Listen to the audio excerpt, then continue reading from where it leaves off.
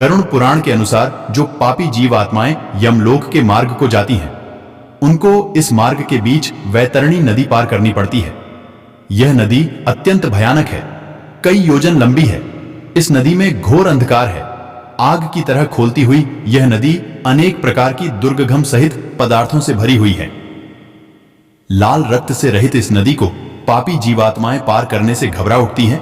जिन लोगों ने जीवन भर दूसरों को सताया है, चोरी की है, मदिरा शराब पीना का सेवन किया है, गुरुजनों का अनादर किया है, गलत कार्य किए हैं, गरीबों का हक मारा है, माँ बाप का अनादर किया है, गृहस्थ जीवन में रहते हुए पत्नी या पति से छल कपट किया है, मित्र के साथ धोखा किया है, दान पुण्य नहीं किया है, वेद शास्त्रों को पाखंड कहा है, देवताओं का अनादर किया है, निर्दोष जीव जंतुओं की हत्या की है और मांसाहार किया, पूजा यज्ञ गौदान जिसने नहीं किया है आदि अनेक प्रकार के पाप कर्म से रहित ऐसे लोगों को मृत्यु के पश्चात इस वैतरणी नदी को पार करना पड़ता है।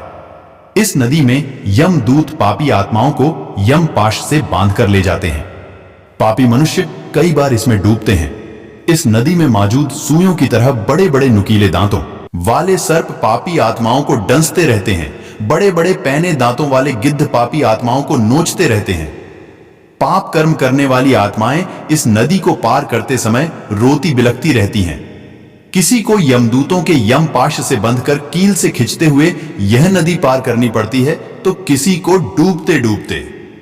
इस नदी में ऐसी भयानक स्थिति में पापी प्राणी नरक की यातनाओं को सहते हुए कई बार बेहोश हो जाता है, फिर होश में आकर जोर। गरुड़ पुराण के अनुसार जो लोग भगवत मार्ग पर चलते हैं, जिन्होंने भगवान विष्णु की भक्ति के साथ साथ अपने आराध्य देवी देवताओं की भक्ति की है, किसी के साथ छल नहीं किया, लोगों की सहायता की हो, भगवान के नाम की चर्चा, उनके नाम का जाप, वेद शास्त्रों का अध्ययन, यज्ञ हवन पूजन, एकादशी व्रत का पालन, 4 धाम यात्रा, मंदिरों में दान पुण्य, ऐसे पुण्य कर्म करने वाले लोगों को वैतरणी नदी की यातना नहीं सहनी पड़ती है।